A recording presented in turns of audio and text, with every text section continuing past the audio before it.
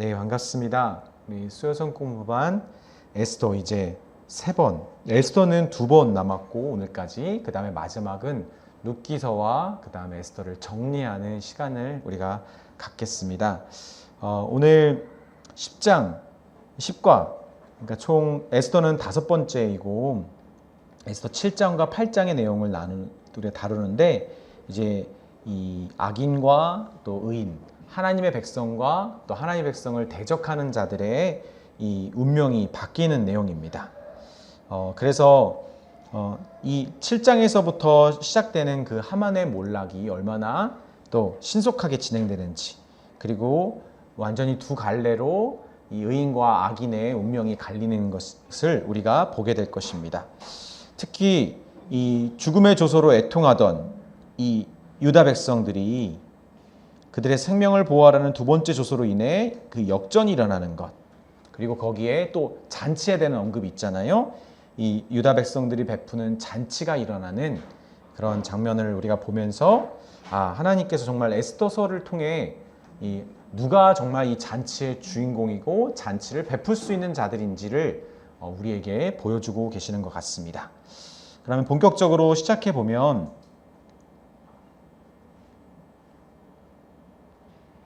네, 두 번째 잔치와 몰락, 이 7장에서 우리가 보기 전에 5장과 8장에서 어떤 흐름 가운데 7장이 있는지를 한번 그려보라고 합니다. 계속 발견하는 거지만 ESV 성경 공부 책이 얇지만 질문들이 조금 까다롭고 뭔 얘기하는 거지? 라는 그런 생각이 딱 들 정도로 그런 의아한데 여러분 어떠신지 모르겠어요. 처음에 이 5장에서 사실 믿음의 갈림길이 있었잖아요. 이 에스더가 과연 모든 것을 걸고 믿음으로 나아가느냐, 아니면 결국은 부분적으로 자기가 그냥 할 도리만 하겠다라고 하는 믿음 없는 길을 택하느냐라는 두 개의 믿음의 갈림길이 있었는데, 그래서 잘못했네요. 올인의 이제 갈림길과 아웃이라고 표현한다면 에스더는 올인하기로 해서 에스더가 그렇게 믿음을 하나님 앞에 드렸을 때 어떤 일이 일어났죠? 하나님이 에스더가 하는 게 아니라 하나님이 모든 일들을 척척척 진행시켜 주셨어요. 그래서 모르드게와 하만의 위치가 바뀌어지고 하나님의 모든 선행하심이 일어나게 되어서 이제 모든 판이 다 깔렸고 이제 에스더는 뭐만 하면 되겠죠? 자기가 믿은 대로 행하기만 하면 됐어요. 그래서 저는 이게 엄청난 상승곡속을 확 그렸다고 생각합니다. 이 갈림길에서. 분명히 매우 정말 바닥을 칠 정도로 엄청난 위기에 몰렸지만 에스더와 모르드게와 유다인들이, 그러나 그 운명의 갈림길에서, 믿음의 갈림길에서 모든 것을 다 걸고 하나님 앞에 맡겼던 이 믿음의 사람들에게 하나님이 모든 것을 다 행해 주시는 그런 6장의 반전이 일어났습니다. 그래서 6장의 특징이 에스더가 등장하지 않아요. 그렇죠? 하나님이 다 하십니다. 그 다음에 7장에서 이제 에스더가 하나님이 다 이뤄 놓으신 것을 이제 받아들이기만 하면, 실행시키기만 하면 됐죠. 그래서 믿음으로 에스더가 행함으로 나아가게 됐고요. 그리고 8장에 놀라운 결과가 이어진 것입니다. 이 놀라운 반전이 일어났죠. 미적 감각이 없어도 염려하지 말고 즐겁게 그려보라고 해서 이렇게 그려봤습니다. 완전히 바닥이었지만 그 갈림길에서 믿음으로 선택하니까 하나님께서 끌어올려 주시는 선행하심이 일어났습니다. 6장은 어떤 필연성의 여지를 남겨두지만 여전히 에스더에게 주어진 중대한 역할이 있었어요. 그렇죠? 자기가 믿은 대로 이제는 실행에 옮겨야 돼요. 두 번의 잔치 초대가 있었고 이제 두 번째로 왕이 하만과 아까 나타났을 때 이때도 왕이 그렇게 너그럽게 제의했지만 에스더는 자기가 무슨 얘기를 해야 될지를 잘 분별해야 됐습니다. 효력 있는 제안, 에스더가 어떤 말을 해야 되는가? 에스더는 자기가 아무리 왕이 들어줄 수 있는 말을 한다 할지라도 왕의 은혜가 없다면 이 왕이 이것을 좋게 여기지 않으면 효력이 없다는 걸 알았어요. 그래서 계속 거듭해서 얘기하잖아요. 왕이 좋게 여기시면, 왕이 이것이 기쁘시다면, 그렇죠? 그리고 또한 그녀가 뭘 이야기합니까? 항상 자기와 자기 민족, 왕이 좋게 여기시면 내 소총대로 내 생명을 내게 주시고 내 요구대로 내 민족을 내게 주소서, 나와 내 민족이 팔려서 항상 나를 먼저 집어넣어요. 그렇죠? 이게 무슨 말일까요? 자기 자신을 민족의 위기 가운데 같이 껴서 어떻게 하는 거죠? 왕으로 하여금 유다인이 아니라 지금 내가 총애하는 이 여인, 내 왕비가 위기에 있구나라고 왕이 직시하게끔 이제 에스더가 그렇게 분별하여서 유다인과 나를 별개로 두지 않고 자기를 넣는. 근데 이거는 모험입니다. 왜냐면 왕이 너 유다인이야? 그럼 너도 이렇게 끌고 갈 수도 있잖아요. 모험이지만 그러나 자기 민족을 살리기 위해서 자기를 넣었습니다. 거기에. 그래서 왕으로 하여금 자기가 위협에 처했음을 직시하게 하려고 했던 것이죠. 그 면에서 효과적이었던 겁니다. 지금 왕은 에스더를 총애하고 있으니까. 그리고 또 뭐라고 얘기했죠? 내가 그냥 노예로 우리 민족이 팔리는 거면 내가 이렇게 말 안 한다. 뭐라고 말하죠? 왕이 그러나 죽임과 도륙과 진멸을 당하게 됐다. 내가. 그러니까 지금 왕으로 하여금 내가 이것을 당장 막지 않으면 큰일 날 것 같은 그런 위기감을 에스더의 간청에서 들었던 것이죠. 이 엄청난 위기감 아닙니까? 네. 그래서 에스더가 왕에게 간청할 때 이 유다 백성들을 어떻게 부르고 있는지를 살펴보면 1장부터 8장에 걸쳐서 유다인들을 어떻게 말하고 있는가? 에스더는 자꾸만 이렇게 말하고 있습니다. 내 민족, 내 백성, 내 친척입니다. 나와 내 민족, 그리고 내 친척입니다. 근데 지금까지 에스더 1장부터 8장까지는 유다인들을 뭐라고 말했죠? 사로잡혀온 백성, 그리고 모르드게의 민족이라고 얘기하고 또 모르드게를 말하는 겁니다. 모르드게의 자기 민족. 이런 식으로 유대 백성들을 표현했었어요. 근데 출애굽기 3장 7절에서 10절에서 하나님께서 이스라엘 백성들을 이끌어 가실 때 내가 내 백성의 고통의 소리, 애곡하는 소리를 들었다. 내 백성이라고 하나님 표현하시잖아요. 그리고 또 뭐라고 말씀하십니까? 레위기 26장 11절 13절에 내 백성, 그리고 그들은 나는 너희의 하나님 여호와다. 너희는 내 백성이고 나는 너희의 하나님이다. 그러니까 우리가 하나님 앞에서 이 하나님의 백성, 하나님의 언약 백성을 이제 나의 민족이고 나의 공동체고 이렇게 표현하는 것은 사실은 성경 신학 안에서 아주 중요한 의미가 있습니다. 그래서 이 장면을 크게 나타나는 반향을 이해하려면 본문에서 더 나아가 이 예레미야 31장의 새 언약의 대표적인 구절이죠. 그리고 베드로전서 2장 9절 10절에 있는 말씀을 우리가 한번 하나님 약속을 이제 비교해 봐야 합니다. 새 언약은 지금 여기서 보이는 것처럼 여호와의 말씀이니라 내가 이스라엘 집과 유다의 집에 새 언약을 맺으리니 이 언약은 예전과 같지 않다. 이 언약은 곧 내가 나의 법을 그들 속에 두며 그들의 마음을 기록하여 나는 그들의 하나님이 되고 그들은 내 백성이 될 것이라 여호와의 말씀이니라. 새 언약의 핵심이 무엇이죠? 이 법을 마음속에 심겨주시는 성령의 약속이 있고요. 그렇죠? 그 다음에 또 중요한 새 언약의 두 번째 키포인트는 내가 그들의 하나님이 되고 그들은 내 백성이 될 것이다. 베드로전서 2장 9절 10절 어떤 내용입니까? 너희는 택하신 족속이요 왕같은 제사장들이요 거룩한 나라요 그의 소유가 된 백성이니. 이거 다 복수잖아요. 그렇죠? 공동체적인 부르심이에요. 이는 너희를 어두운 데서 불러내어 그의 기이한 빛에 들어가게 하신 이의 아름다운 덕을 선포하게 하려 하심이라.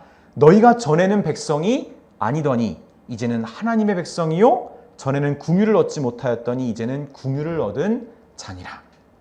베드로가 예수 그리스도의 핏부림을 받은 새 언약 백성, 그의 언약 백성인 교회에게 하시는 말씀입니다. 그래서 이것들을 살펴봤을 때 우리는 에스더가 자기 백성과 자기 자신을 동일시키면서 무엇을 하고 있다고 말할 수 있는가? 네. 곧 그들은 내 백성, 내 민족의 죽음은 곧 나의 죽음입니다. 네. 네. 그래서 그들을 구원해 주십시오. 그들을 돌려달라고 지금 왕에게 청하고 있는 겁니다. 그들은 나의 백성이고 그들의 죽음은 나의 죽음이니 그들을 돌려주십시오 라고 청하는 것입니다. 이게 보이시나요? 현장에서 방송에서 좀 잘려가지고 제가 다시 줄였었는데 한 번만 보시고 다시 줄이겠습니다.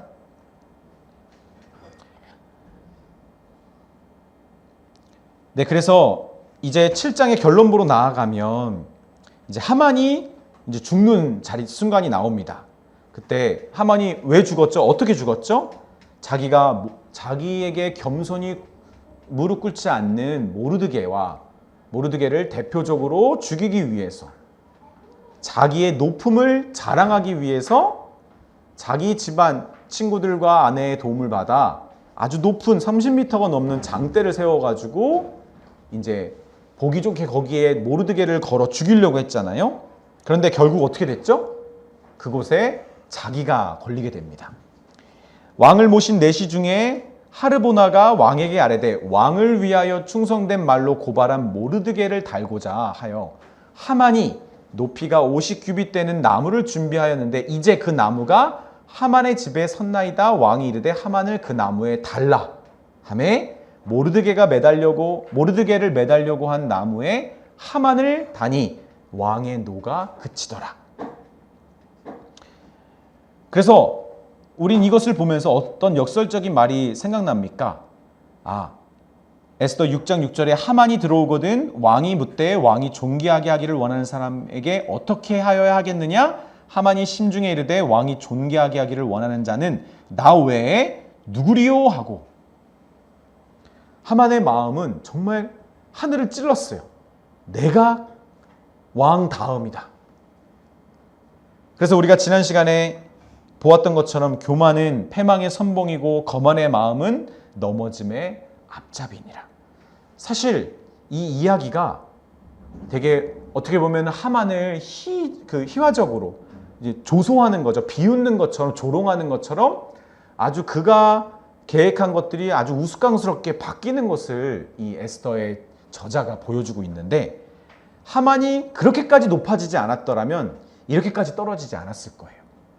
하만의 욕심이 사실은 화를 부른 거였고, 그리고 그 자기가 가려고 했던 그 지점이 너무 지나쳤던 것이죠. 그래서 왕 앞에서 스스로 높은 채 하다가 대인들의 자리에 서려 하다가 사실은 죽음에 이르게 된 것입니다. 그래서 에스더는 하만의 몰락과 모르드게의 승리를 가져오는 인간 도화선으로서 역할을 수행하게 됩니다. 그래서 에스더서가 계속 대칭을 보여주잖아요. 모르드게와 하만, 그렇죠? 그리고 그리고 에스더와 와스비 왕후에 대해서 계속 대칭을 시켜주잖아요. 근데 이렇게 이 도화선으로서 역할을 수행하는데, 더 많은 대칭을 이해하려면 3장에서의 수행하는 행동을 8장에 어떻게 조명하고 있는지, 3장에서 하만이 왕의 반지를 통해 어떤 조사를 내리게 했죠? 그렇죠? 유다인들 각 127개의 지방에다가 거기에 남아있는 유다인들을 다 죽이고 도륙하고 진멸시켜서 그들의 처자들도 죽이고 재산도 다 몰수해라, 이런 조서를 보냈단 말이죠. 그래서 그날을 위해 준비하게 하는 조서가 이미 반포됐어요. 이거 철회를 못해요. 근데 딱 한 가지 다 방법이 있죠. 또 왕이 그 조서를 상쇄할 수 있는 새로운 조서를 반포하면 되는 거죠. 그래서 왕의 이름으로 내리고 왕의 반지로 인쳤어요. 어떻게 했죠? 유다인들을 해하는 자들을 어떻게 해라? 진멸하고 도륙하고 그들의 재산을 다 몰수해서 유다인들이 그들의 원수, 대적들에게 원수를 갚도록 하게 해라. 그게 이 두 번째 조서였습니다. 그래서 그날에 유다인들이 그동안 보이지 않았던, 그동안 정체를 드러내지 않았던 이 첫 번째 조서가 이제 효력이 오는 마지막 달 13일이 올 때까지 이제 점점 사람들이 모일 거 아니에요. 유다인들을 죽이기 위해서 유다인들에게 평소 악감정이 있었던 사람들. 예. 그런 사람들이 아말렉 사람들이라든지 하만처럼 그런 사람들이 이제 정체를 드러내겠죠. 근데 그 조서가 실행되는 날 왕이 또 다른 조서까지 실행해 버리니까 그 사람들이 다 이제 유다인들이 준비해서 누군지를 다 알고 있으니까 그들에게 이제 원수를 갚을 수 있는 그런 날이 돼버린 거죠. 그래서 새로운 조서로 유다인들을 죽이려고 했던 모든 첫 번째 조서가 이제 무효화 될 수밖에 없는 일이 일어납니다. 그래서 저자가 일부러 두 개의 조서를 대칭시켜서 우리에게 보여주고 있는 겁니다. 모르드게와 에스더 중에서 누가 이 내러티브의 영웅인가? 둘 다 영웅이죠, 사실은. 뭐 진짜 영웅은 하나님이시지만, 그러나 분명한 사실은 이 두 사람 모두 이야기에서 꼭 필요한 인물이다. 근데 에스더 8장에서 두 사람의 관계를 어떻게 구분하는가? 분명히 에스더로 인해서 모르드게가 왕의 반지를 총애를 받습니다.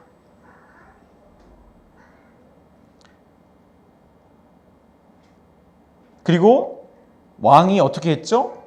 하만의 집을 에스더에게 맡겼는데 에스더가 명령하여 모르드게가 하만의 집을 관리하게 됩니다. 분명히 에스더를 통해서 하만이 왕에게 총애를 받는 길이 열렸음을 우리는 알 수 있습니다.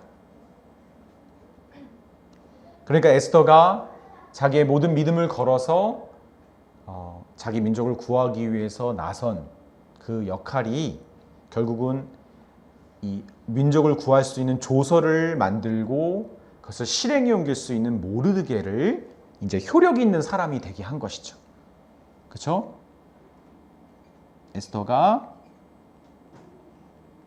얘를 이제 효과적인 효력 있는 사람으로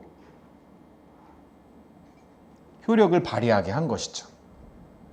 그런데 사실 재밌는 건 뭐죠? 에스더가 왕후가 될 수 있었던 비결, 모르드게 때문이었잖아요.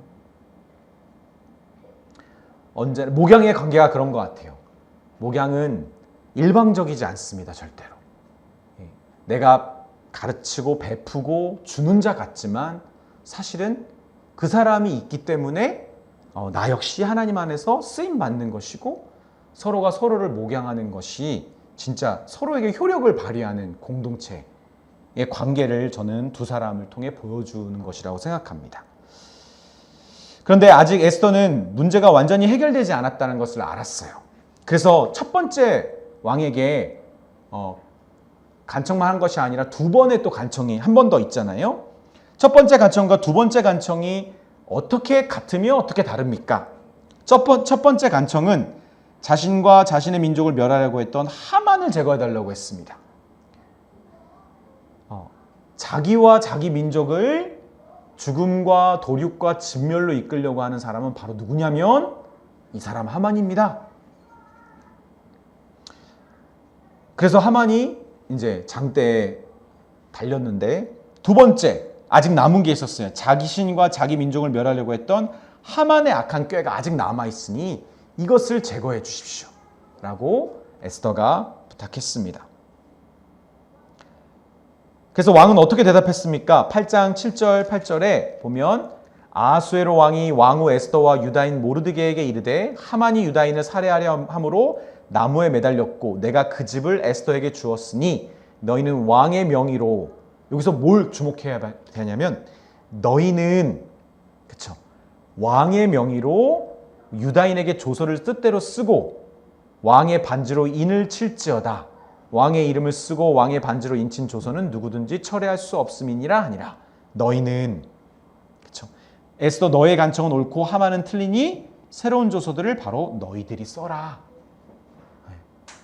근데 여러분 재밌는 건 시편을 잘 보면 시편이 의인과 악인의 대조를 많이 이루잖아요.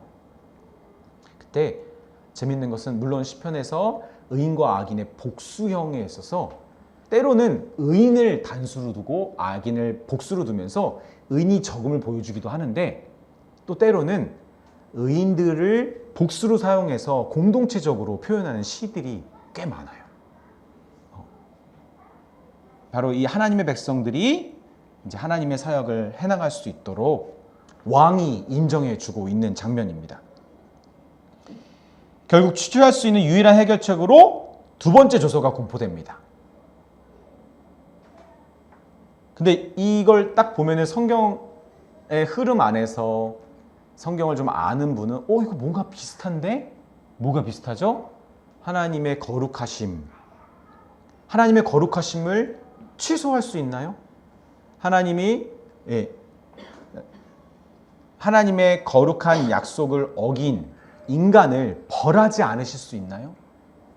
죄로 인해서 하나님께 거역하여서 그래서 그 거룩함에서 가로막혀 있는 인간을 하나님이 심판하지 않을 수 있나요? 아니요. 하나님이 죄로 인하여 죽음에 처해 있는 인간을 심판할 수밖에 없는 하나님의 거룩하심은 한 번도 철회된 적이 없어요. 그런데 그 첫 번째 조서는 철회된 적이 없어요. 그런데 하나님께서 두 번째 조서 내리셨죠. 뭐였죠?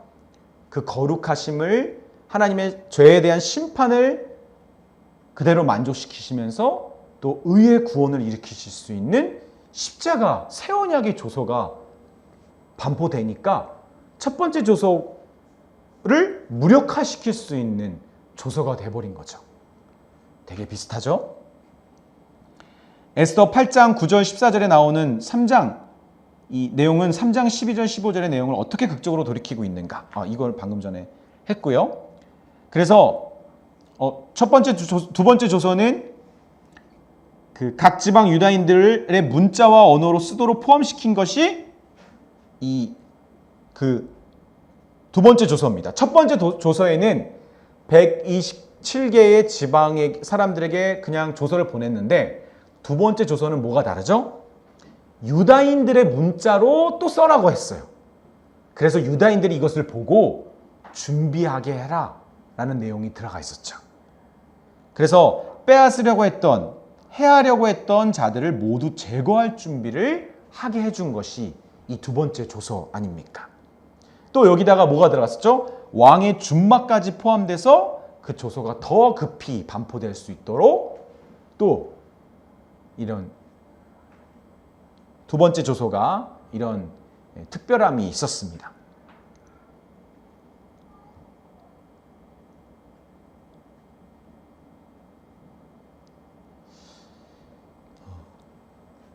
또 언급되지 않았지만 매우 선명하게 나타나 있는 하나님의 손길을 깊이 우리가 생각해 봐야 되는데 우리가 초반에 다루었던 것처럼 이 부루, 이 제비에서 하필 마지막 달이 나왔잖아요. 그쵸? 그래가지고 여러 가지 면에서 유다인들이 이제 반격할 수 있는 기회가 열렸고 준비할 수 있는 기회가 열렸고 그리고 뭐죠? 저는 이 기회가 단순히 이 모르드게와 에스더와 유다인들에게만이 아니라 하만이 한없이 올라가는 시간이었다고도 생각해요. 하만이 한없이 하늘까지 올라가려고 하다가 이제 정말 끝까지 올라갔다가 떨어진 거잖아요. 하만이 그 시간까지도 됐던 거죠. 악이 이 심판의 분량을 끝까지 채울 때까지 하나님이 그 시간을 허락하신 거죠. 대적의 계략을 더 철저히 대비하고 준비하는 기회에 반격할 시간을 하나님이 주셨다. 그리고 마지막 달이 끝이 아닌 소망의 시작이 되겠다. 6월절이 첫 시작이라고 하면 이 불임절은 마지막 달이잖아요. 첫 시작도 여러분 패스오버, 죽음이 지나가게 하시는 하나님의 은혜가 있었는데 불임절도 하나님이 이 죽음을 이렇게 제비로서 건너가게 하시는 은혜를 주셨다는 놀라운 이 처음과 시작이 똑같은 하나님 백성이 누구인지에 대해서 우리에게 알려주고 있는 그래서 죽음에서 생명으로 옮겨진 이 것이 진짜 하나님의 백성이라는 것을 우리에게 보여주는 그게 불임절이잖아요. 그래서 마지막 달이 소망이 될 수 있도록 이 제비에서 마지막 달이 나온 그런 놀라운 은혜가 있었다. 그 당시는 몰랐죠? 하만은 몰랐을 거예요. 네.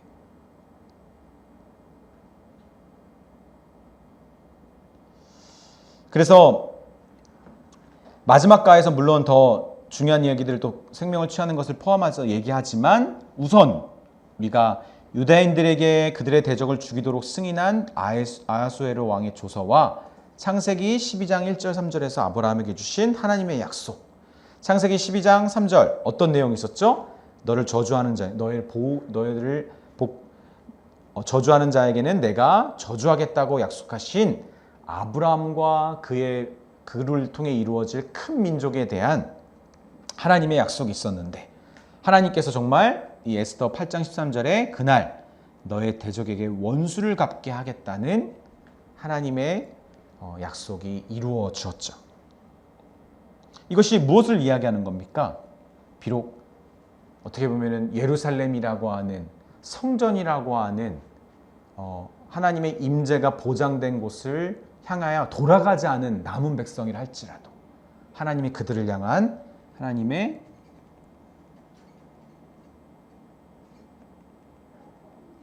누구를 위한 하나님의 백성을 향한 하나님의 인애의 사랑입니다. 약속하신 하나님이 약속하신 말을 계속 이루어 가시는 거죠. 또 특히 8장 15절 17절에 터져 나오는 기쁨의 말 어떤 것이 있었죠? 모르드게가 푸르고 흰 주복을 입고 큰 금관을 쓰고 자색 가는 배 겉옷을 입고 왕 앞에 나오니 수산성이 즐거이 부르며 기뻐하고.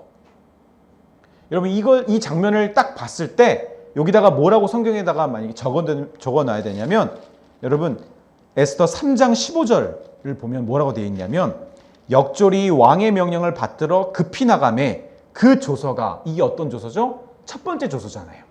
유다인들을 다 진멸하겠다는 조서가 그때 반포되자 왕은 하만과 함께 앉아 마시되 수산성은 어지럽더라. 여러분 이거를 꼭 기억해야 돼요. 왜 어지럽지? 성이? 유다인들이 죽는다는 건데 유다인들에게만 안 좋은 소식인데 왜 성이 어지럽지? 그리고 유다인들만 즐거워하면 되는데 왜 성이 즐거이 부르며 기뻐할까? 하나님의 백성이 존귀함을 받고 영광을 누릴 때 오히려 그가 속한 그 자리, 공동체, 직장, 학교, 모임 저는 그 기쁨이 있다라고 믿습니다. 하나님이 우리를 복의 통로가 되게 하시는 하나님의 부르심인 거죠. 내게 복을 주어 내 이름을 창대하게 할지니 너는 복이 될지니라. 그리고 땅의 모든 족속이 너로 말미암아 복을 얻을 것이다. 우리를 복의 근원이 되게 하시는 아브라함에게만 해당되는 말씀이 아니라 하나님의 백성에게 하시는 하나님의 약속입니다. 그래서 수산성이 즐거이 기뻐하고 유다인들에게는 영광, 즐거움, 기쁨 그리고 저는 존귀함. 여기서 기쁨과 존귀함을 여러분 눈여겨봐야 합니다. 하나님이 당신의 백성들이 존귀함을 받기를 기뻐하신다. 그리고 우리에게 기쁨을 누리기를 원하신다. 유다인들이 잔치를 베풉니다. 그리고 명절로 삼아서 그들이 그것을 기념할 때 기념하는 거죠. 근데 하나님을 모르는 백성들이 어떻게 하죠? 유다인들을 성경에는 개역개정에는 두려워하여 어떻게 하죠? 유다인이 되는 사람들이 많았더라. 그렇죠? 쉽게 말하면 이건 전도인데 이 어떤 두려움일까? 경외함 아닙니까? 하나님의 백성의 축복이 이런 거구나. 비록 위기도 있고 그래서 남아있었기 때문에 남아있는 자들이기 때문에 별 볼일 없은 것처럼 보였는데 아니구나. 여호와 하나님이라는 분이 이 백성들을 특별하게 돌보시는구나. 나도 이 하나님의 백성이 아닌 것이 얼마나 두려운지 모른다. 나도 이 백성이 되기를 소원한다. 이것이 하나님이 우리를 사용하시는 복의 통로의 또 일인 것 같습니다.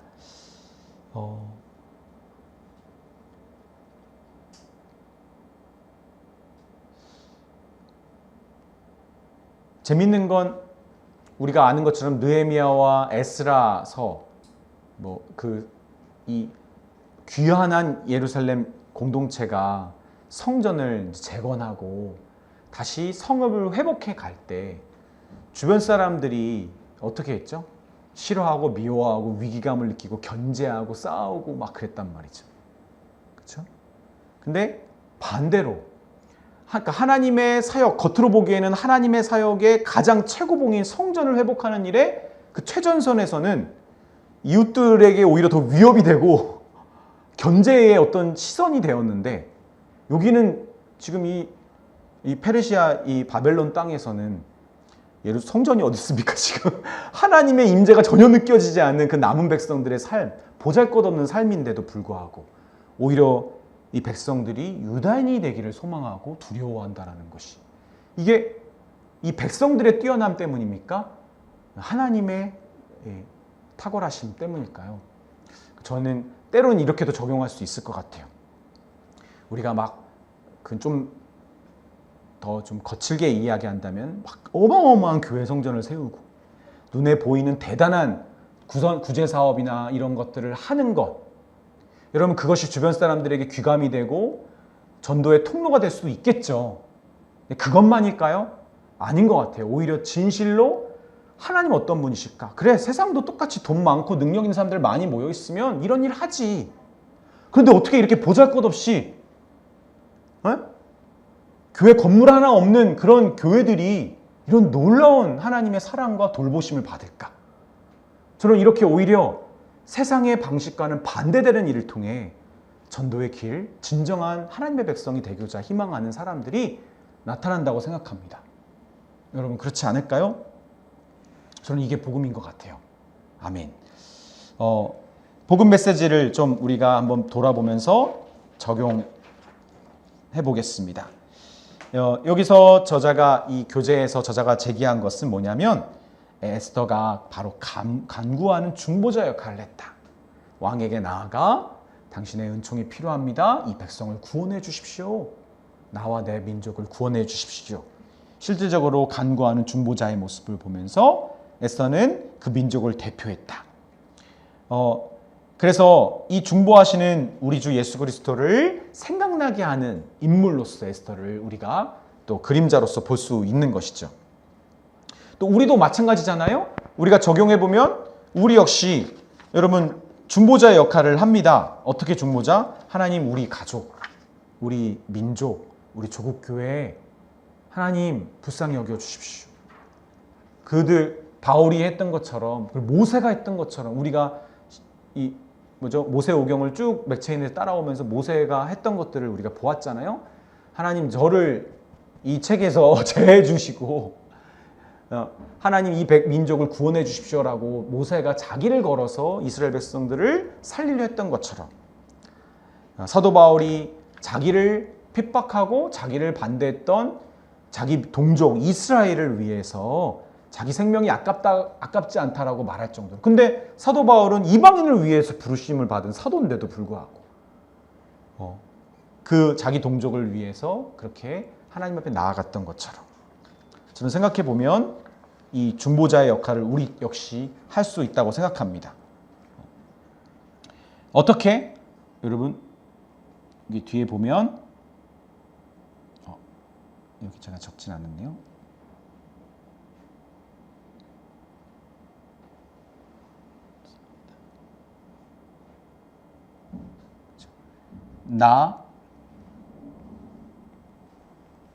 너가 아니라 우리로서 하나님 앞에 나아갈 때, 하나님, 저희 예수님을 따르는 우리의 예수님의 제자들, 예수님의 작은 예수 사람들은 우리로서의 기도가 더 올바라 보입니다. 우리의 연약함, 나는 잘하는데 저 사람은이 아니라, 또 우리의 가족의 또 일부가 아니라 우리도 거기에 같은 소속이잖아요.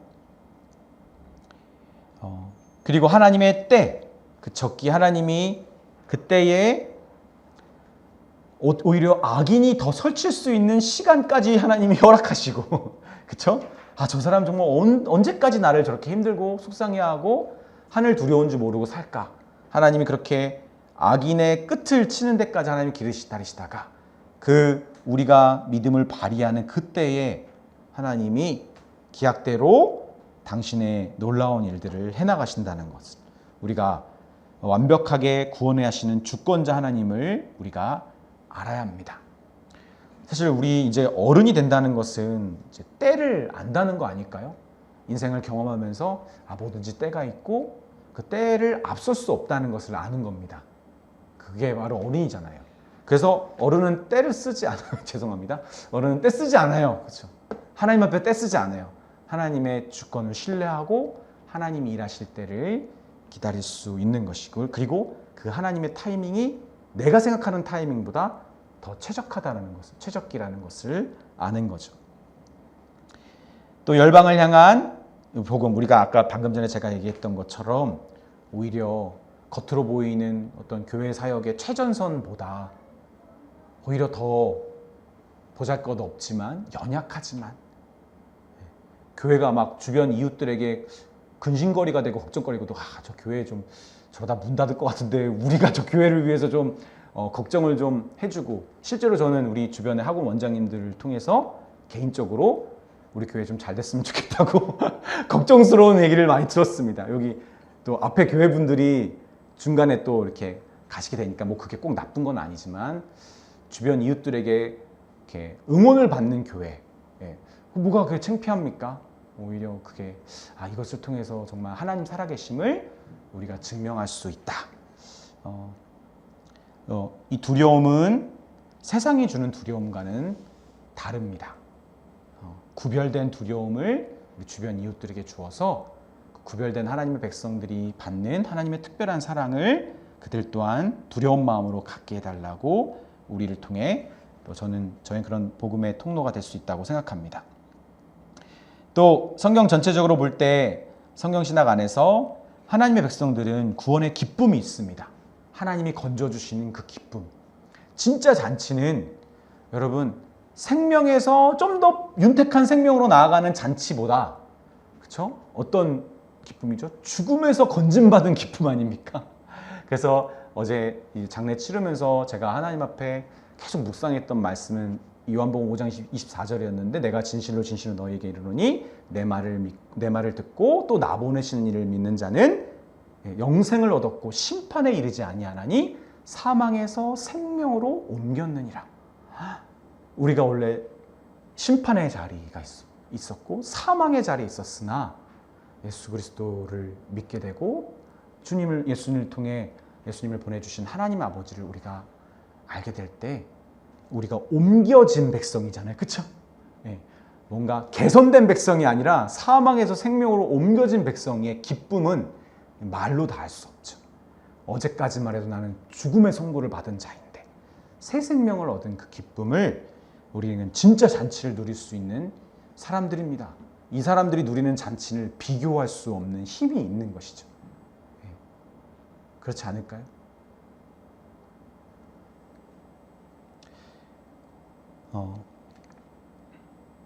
그래서 실제로 에스더 7장과 8장은 누가 죽냐, 누가 생명을 얻느냐라는 그 갈림길을 분명하게 우리에게 보여주는데, 사실 건강한 신앙생활은 뭘까 생각해 보면 사실 우리의 이것이 무엇을 의미하는지를 정확하게 또 단순하게 우리가 생각하는 거죠. 예수님을 믿는다는 것은 간단하게 말하면 생명과 영원한 생명을 얻는 것과 영원한 형벌에 처해진다는 것에 분명한 갈림길이다. 우리가 딱 단순하게 그것에 집중한다면 자꾸 우리 안에 이렇게 부수적으로 우리를 괴롭히고 또 우리가 믿음의 경주를 하지 못하게 하는 그런 이제 부차적인 일들에 우리가 마음을 뺏기지 않을 수 있겠죠. 하나님의 백성이 된다는 것은 생명을 얻는 일이고, 하나님을 백척하는 것은 죽음과 어깨를 나란히 하는 것, 하나님의 뜻 구속 계획에 반대하는 일이다. 생명을 쫓는 저희들이 되었으면 좋겠고, 때로는 되게 예민한 문제들이 있잖아요. 나를 힘들게 하고 지치게 하고 짜증나게 하는 일 때 이거 정말 생명에 속한 일이냐, 혹은 죽고 사는 문제 아니면 그냥 넘기는 것처럼 내가 생명을 걷는 일에 정말 내가 힘과 마음을 써야겠다, 그렇게 우리가 살아가는 것도 저는 되게 유익하다고 생각합니다. 성경적으로 사는 것입니다. 조직신학적인 교리적으로 볼 때 하나님의 백성은 분명한 새 언약의 백성입니다.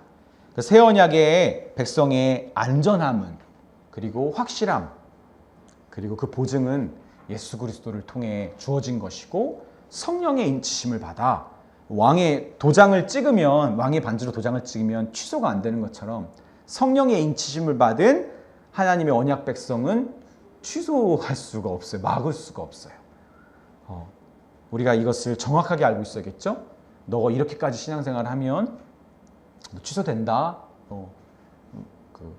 위기다, 빨간불이다. 우리 그런 두려움 때문에 신앙생활하는 것이 아니라 하나님의 은혜에 대한 감사와 감격으로, 그리고 확신을 가지고 나아가는 사람들인 거죠. 그래서 언약 백성의 이 축복의 자리를 분명하게 붙잡고 있는 하나님의 백성들 되어야 합니다. 그래야만, 저는 이런 구원의 확신이 있고 이 하나님의 구원의 보증을 분명하게 잡아야만 무슨 유익이 있죠? 하나님의 징계를 달게 받을 수 있는 거죠. 그렇죠? 진짜 내가 내 부모가 아닌데 나를 이렇게 혼낸다? 약간 반항심 생기고 의심되고, 나 혹시 다리 밑에서 좋은 거 아니야? 아니죠, 여러분.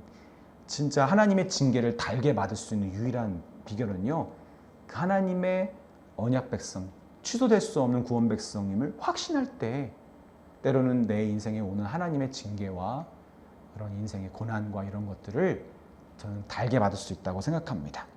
하나님의 주권을 우리는 인정해야 합니다. 그리고 이 하나님을 두려워하고 이 하나님의 통치를 받는 백성들을, 이 아하수에로 왕은 사실 관심이 없었죠. 자기 명예와 자기의 치르려고 하는 그 전쟁을 위해서 그 백성들에게 잔치를 베풀었지만, 하나님은 어떻게 하시죠? 그 백성들을 잔치의 주인공이 되게 하실 뿐만 아니라 스스로 그 잔치를 베풀도록 주체자가 되게 하시는 그런 하나님이십니다. 근데 아하수에로 왕이 아무리 백성들에게 잘 보이려고 해도 잔치의 주체자가 되게 할 수는 없어요. 저희들은 하나님의 자녀이면서 동시에, 여러분, 이 자녀의 그 상급을 받은 자들 아닙니까? 하나님의 유업을 받은 자들이에요. 우린 주체자들이에요. 그냥 참여자이거나 혹은 상급자들만이 아니라 우린 주체자라는 사실을 기억했으면 좋겠습니다. 네, 그럼 복음 메시지들 좀 생각해 봤는데, 그 5번째 기도 제목을 좀 추려봤습니다. 첫 번째는, 좀 잘리나요, 이것도? 그래, 고마워요. 하나님이 기뻐하시는 너를 넘어 우리의 신앙으로 나아갈 수 있도록. 여러분, 우리의 신앙이 건강하지 못하고 복음에서 좀 벗어날 때마다 딱 나의 그 기도, 하나님에 대해서 나밖에 안 보여요. 혹은 나를 위해, 그리고 너 때문에 이거밖에 안 보여요. 그런데 복음 안에서 우리가 건강하게 하나님 앞에 온전히 건강한 관계 가운데 나아갈 때, 여러분, 자꾸만 우리가 떠오릅니다. 우리.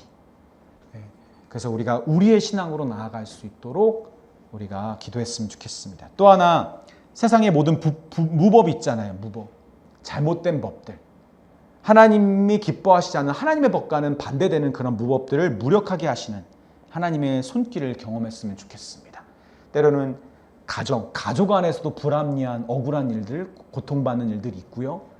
그런 직장이나 어떤 관계 가운데에서도 그런 일들이 있지만, 그럼 하나님의 백성들은 이거 무법이라는 거 압니다. 하나님이 반드시 이 무법을 무력하게 해주실 것을 기대하고 인내하고, 또 그것을 위해 하나님의 때를 기다릴 수 있습니다. 그래서 그런 하나님의 손길을 경험하는 저희들 되었으면 좋겠습니다. 마지막은 복의 통로를 넘어 주체자가 되어서 영광과 기쁨과 존귀함을 누릴 수 있는 잔치의 주체자가 될 수 있도록, 단순히 기뻐하기만 하는 것이 아니라 기쁨의 주체자가 되는 저희 정말 하나님이 복의 통로로 부르신 우리의 그 사명을 다할 수 있어서. 그러면 어떻게 될까요? 여러분, 이것이 바로 전도의 기회, 복음 전파의 사명을 우리가 자연스럽게 감당하게 되는 거 아닐까요? 자꾸만 그냥 여기 좀 좋은 거 있어 와봐 뭐 이렇게 초청은 할 수 있죠. 근데 너는 이거 누리고 있니? 우리 이거 많이 걸리잖아요. 나도 이거 사실 너무 힘든데, 신앙생활 너무 힘든데. 저도 이거에 걸리는데, 나도 목회를 좀 즐겁게 해야 되는데, 목사님이 행복하지 않은데 복음을 전하고 교회를 이끌어가는 것도 이상한 거잖아요, 그렇죠? 성도들은 행복해라, 이게 무슨 소리야? 목사님도 행복하지 않은데. 같은 기쁨의 주체자가 되는 것이 진정 이 모임과 하나님이 우리를 부르신 그 뜻을 세상 사람들 앞에 정말 전하고 또 그들을 초청할 수 있는 어떤 길이 저는 된다고 생각합니다. 그래서 이 세 가지를 가지고 우리 잠깐 기도하고 마치도록 하겠습니다.